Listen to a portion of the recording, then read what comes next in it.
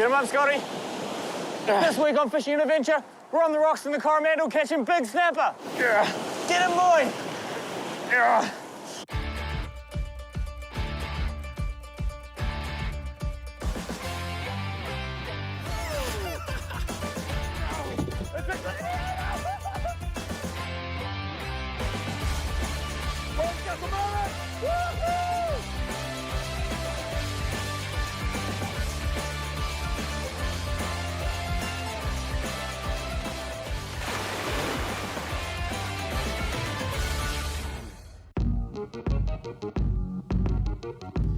When it comes to favourite destinations, Coromandel was one place which is special to us, as it's where we grew up doing a lot of our fishing together.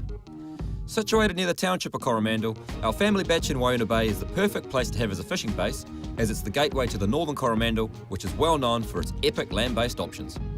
With a strong westerly forecast, our plan was to drive north to find a spot that is suitable for walking in to access the eastern side of the peninsula, which would be somewhat sheltered from the westerly.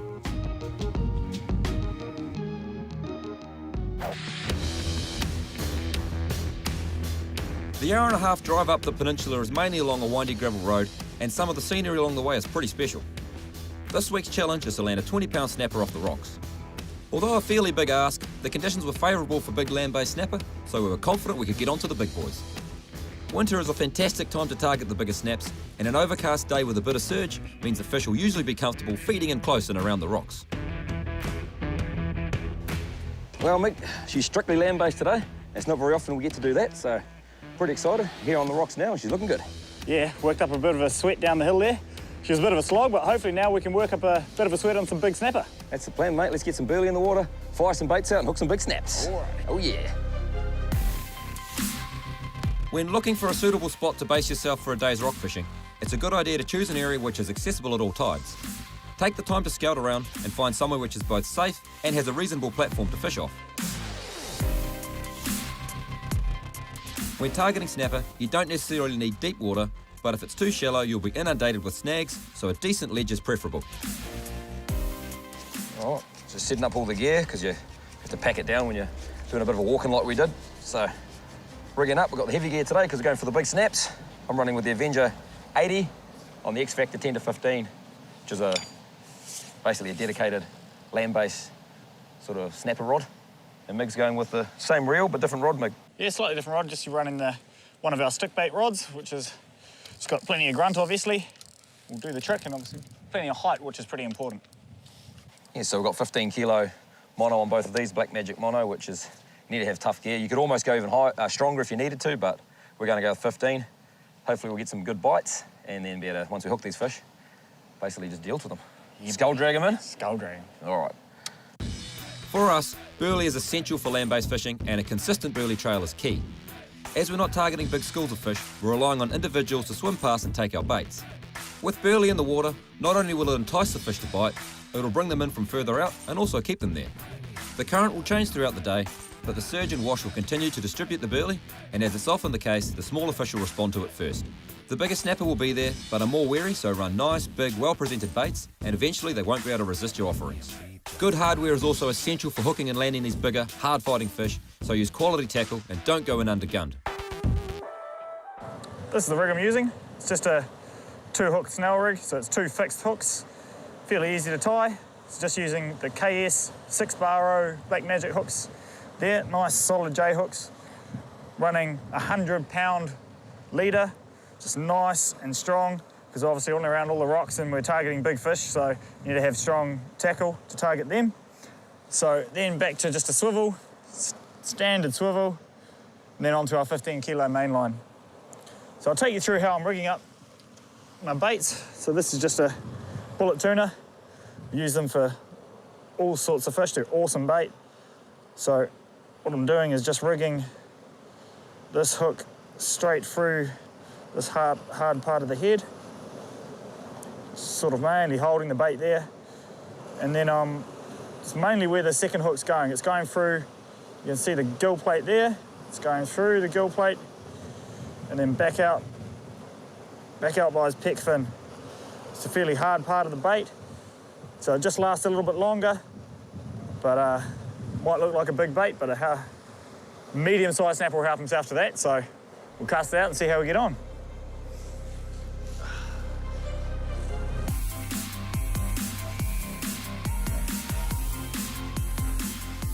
Run. Yeah, boys. In, mate. On the board. Oh, you up? Got it? Got it? It's a snapper. Do you need the net? Probably not, no. Well. Should be right, mate. I'm getting a run as well. I'll put my jacket on. Oh, here he comes. Oh, yeah, nice fish. Oh, you I've got you too. That's all right. That's okay. I'll just wind down. Hang on. Sweet. It's just once over, dog. Cool. Oh, fish for the spot. A little bit of a shower coming over, but that's all right. Sometimes turns the fish on, that little bit of cloud cover, especially in the shallows. So remnants of my bait and a nice panny snap. Sweet. First one back in the drink? May as well. Yeah, first one back in the drink.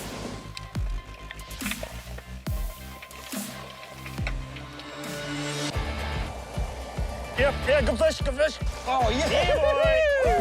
Oh. Now we're getting somewhere, Mick.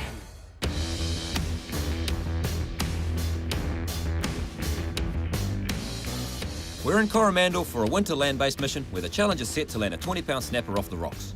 We're based at our family batch in Waina Bay and have missioned up the peninsula and found a good-looking ledge where the surge is providing some nice whitewash. Being wintertime, it's definitely a patience game, and Mig's already on the board with a nice pan-sized snap. The burley is working well, and we're now hoping the bigger fish will respond to our nice big baits.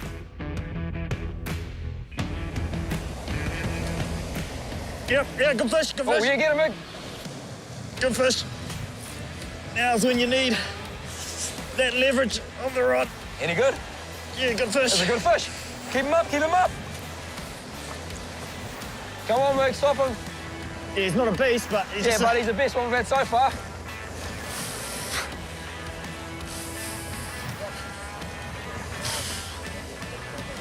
Oh, yeah, nice fish. coming in under that weed line. Oh, yeah. Yeah, boy. Nice. Ah, it's a goodie. Yeah. That net shot was better luck than management, but we got him in. Mean fish. Choice. Out of nowhere, right? That's the way it Yeah, goes. out of Like nowhere, this, right? off the bricks. Choice. All right, Miggy. Cool, he's hooked in the corner of the mouth too, so we'll be able to let him go. Is that on that bullet tuna? Yeah, mate, absolutely, yeah. He's got plenty of life left. So he didn't hit that bait hard. It was just little bites, then little runs.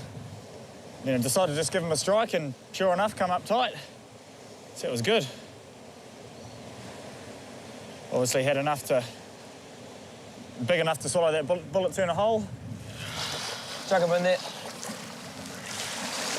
Oh, yeah. He's all right. You'll go. Piece of cake. Go on. Where you go, buddy?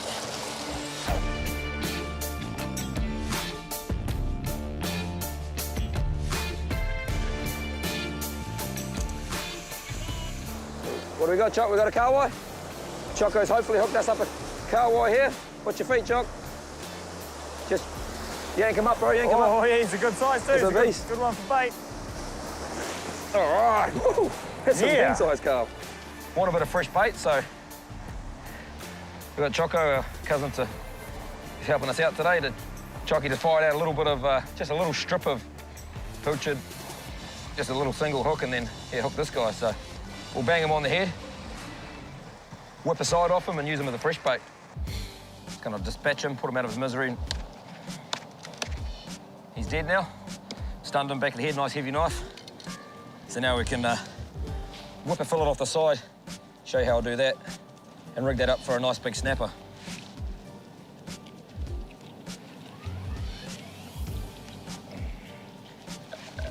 Don't need to be too precious when you're using whipping fillet off the bait, but a nice sharp knife definitely helps. All right. So that's one side there. So I'll probably get 4 baits out of that kahawai. Because we're on nice big baits, because we're trying to target these big fish. So I haven't actually got a bait board here, but it's nice and sharp. Jam that in there. Just cut up that lateral line. So we've got 2 bits of bait right there, one slightly bigger one. So that's 2 baits. Obviously, we'll do the same with the other side of that fish.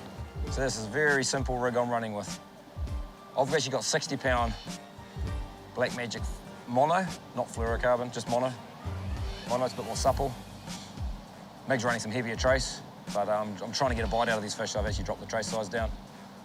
That's a single KL hook 7-bar. And I'm just gonna go straight through. Actually, no, I'm gonna go this way. Doesn't matter which way you go, I like to do both, but mix it up, but through there like that.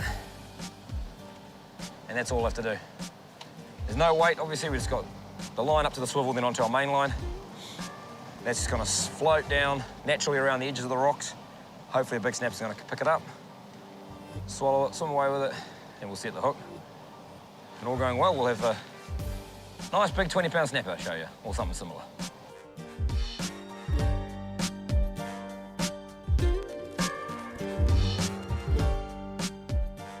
Just got a fish tentatively grabbing at the bait. It's real tempting just to sort of put the reel into gear and set the hook, but I've got to just wait for him to run away with it, just to let him swallow it. Here we go. Oh, come on, it's the story of the session so far has just been very tentative. Pick, pick, pick, no actual commitment from the fish. We want them to commit, run away with it. Then here we go. I'm gonna go up tight there now. Here we got him. Net him? You probably lift him in. He's a good one, though. Oh. Oh, he is. Maybe get the net, because I've only got a 60-pound trace. Oh. Here he comes.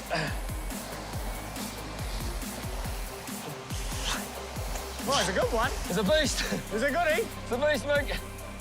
Isn't it, Chuck? Hey! Once Nice again, out of fish. nowhere. Not a lot happening.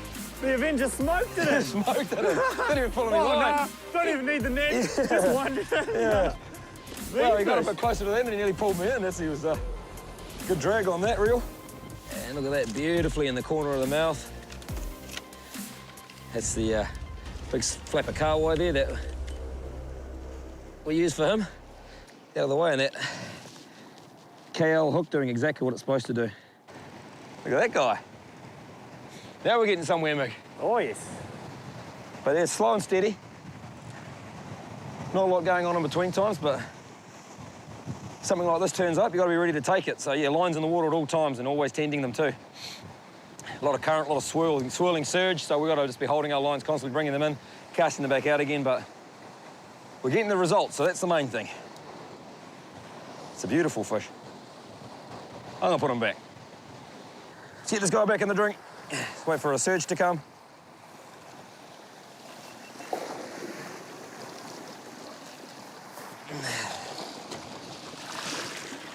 Just hold him there for a sec. There he goes. Oh. Yep. Loving it. Let's get another bait down there and get that twins.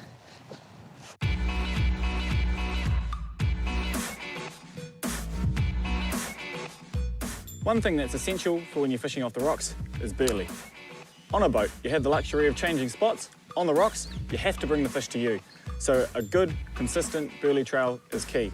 Obviously, when you're walking in, you need to limit the amount of stuff you take, but always make sure you've got enough burley to last the day, and you will hopefully be rewarded with some nice big fish.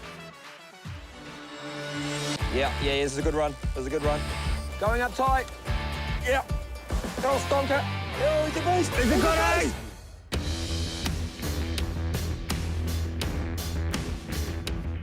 It's strictly land-based out from Coromandel, and we've made the drive from our family batch at Woona Bay further up the peninsula for a walk-in mission.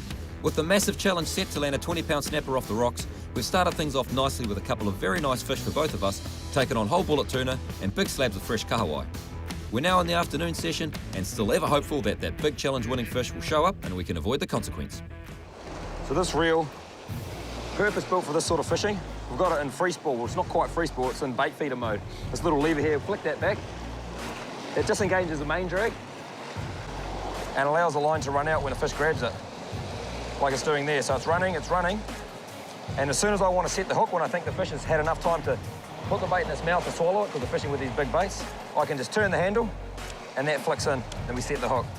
So a little lever there, That's back on your main drag, so when you're fighting the fish, and then flick that, and you're into that bait feeder mode. So Kuma Avenger. Great reel for this sort of stuff, and it's quite affordable too. Although not hard and fast fishing, we were still getting plenty for a feed, and there was definitely enough going on to keep us interested. So one of those little guys like Mig's one earlier. But it is a case of being patient. You sort of have to wait, let the burley work. No complaints there. Still trying to take off that twins though. All right, so I'm using J hooks. Not a big difference between the two, but there is a little bit of a difference when it comes to striking your fish. So what I'm doing is I'm letting the fish take a good bit of line, winding up the slack, big old strike. What Scott's doing, and what you'll notice is a big difference, is with the recurve hook, he's just flicking the reel in gear, lifting, not a big aggressive strike, just a nice soft little lift, and that's rolling the hook into the corner of the mouth. So the J hook, you can do a nice big strike, set it into the mouth of the fish. Scott's slow little lift, just take up the weight, and they'll hook themselves. So good little bit of a difference between a J hook and a recurve hook. With the afternoon well and truly upon us, we were still patient and continued to re-rig and recast. Constantly tending to the rod can be a bit challenging, but you do need to be ready at all times, as you never know when that big aggressive snapper will turn up and demand his dinner.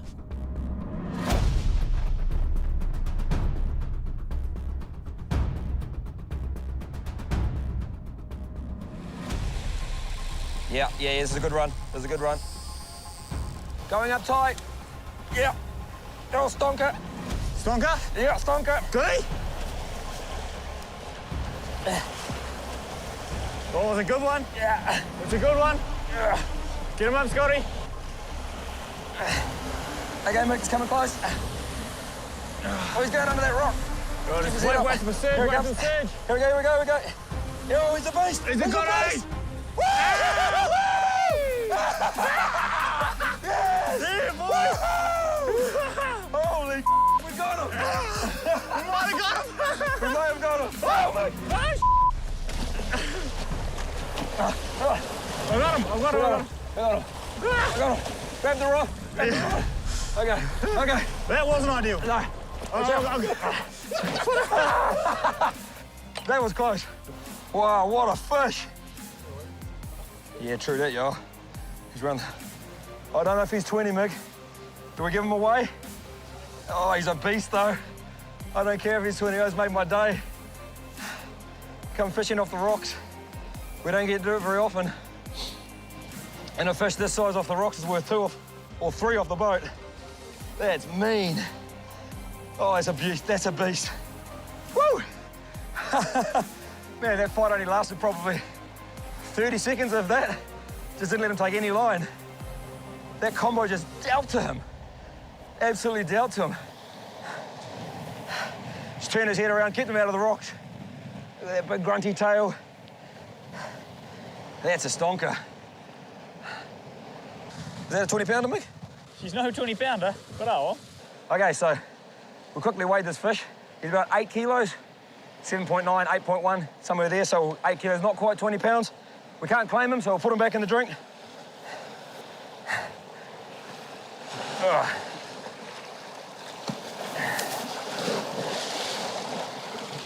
Okay, buddy. Always ready to go. Pretty much ready to go. Wait for that next surge, eh? Come on, matey.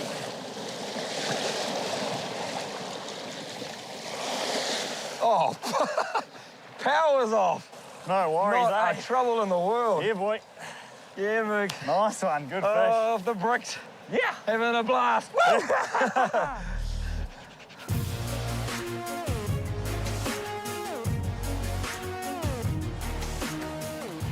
Well, starting to get dark, which means an end to our day on the bricks, but a bloody good day it was, Mick. It was, yep. We managed to get some nice snaps, but we didn't quite get that 20-pounder. But we do set ourselves some pretty ambitious challenges. Indeed we do. So we're going to mosey on back up the hill, back to Coromandel for the consequence. Stoked from the day's fishing, we were reminded of how lucky we are to be able to access areas like this and catch the fish we caught. There's often a bit of rubbish after a day on the rocks, so make sure you always clean up after yourself. Land-based fishing is a great reminder of where it all started for a lot of us, and the utmost respect must be paid to our coastlines and harbours.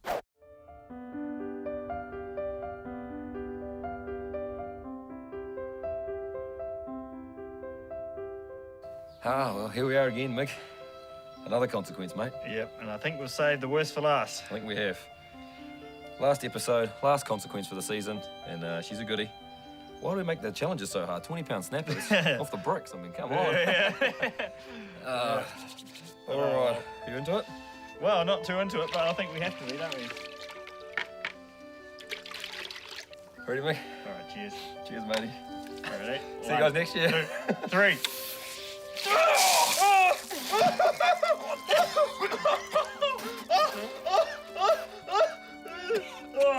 That's grim. That's grim. That's grim. Where's the hose? Where's the hose?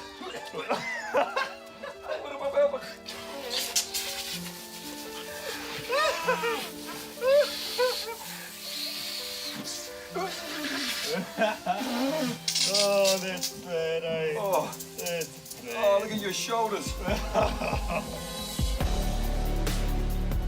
Well, after an amazing season adventuring all over the country, it was only fitting that we finish things off where it all began for both of us at our family batch. Our grandparents built the first batch on the Waihona Bay Peninsula back in 1958, and our families have been coming here ever since. It was here where Mig and I first fished together, and it was the hub for many a family holiday. There have been some amazing adventures and fishing stories, and although the location is pretty special, family is the reason the environment is what it is. Cheers, Nan, this one's for you.